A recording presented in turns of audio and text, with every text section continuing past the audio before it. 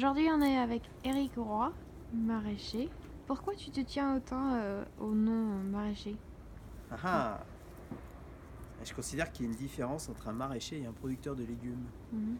Le maraîcher, il accomplit tous les actes au cours de la vie d'un légume, dans la préparation de la terre, dans le semis, dans la conduite de la culture et dans la vente de son produit.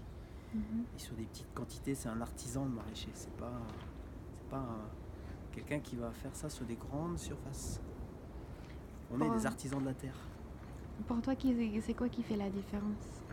La différence, c'est une question d'échelle et de façon de travailler et d'aborder son métier. C'est ce que je t'expliquais là, c'est qu'il faut vraiment considérer la terre comme déjà une terre nourricière et la respecter. Et puis après, il faut vendre son produit en ayant conscience de tout ça.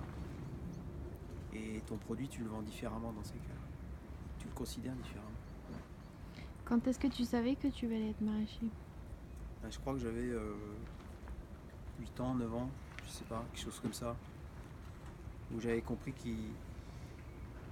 mon père était maraîcher naturellement, et j'avais trouvé plus qu'intéressant de produire dans un petit coin de jardin et de vendre ses produits soi-même. C'est ce que mon père m'avait fait faire quand j'étais enfant, et j'avais trouvé ça génial.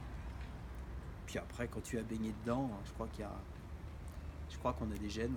Il doit y avoir un gène du légume chez l'humain, c'est pas possible autrement. Et pourquoi des mini-légumes de très haute qualité? Le mini-légume, c'est venu un peu naturellement à force de travailler, de fréquenter des cuisiniers, des chefs. Et ils m'encourageaient à faire ça.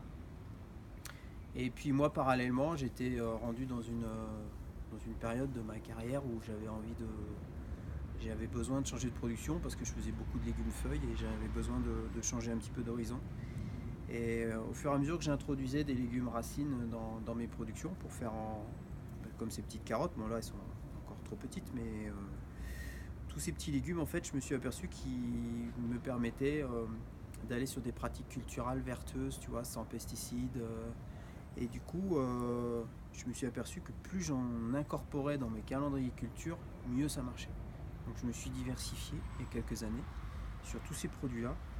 Et cette terre qui est chargée de limon, qui est une terre hyper riche, hein, on est entre la Loire et le Cher, on est dans des terres alluvionnaires.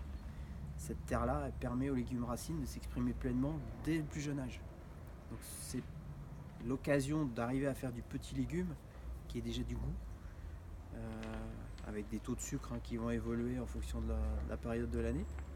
Mais on va déjà avoir quelque chose de bien structuré avec des parfums. Quand on arrache là, on ne peut pas le voir à l'écran naturellement, mais on a déjà les odeurs quand elles sont toutes petites comme ça. C'est quoi comme odeur?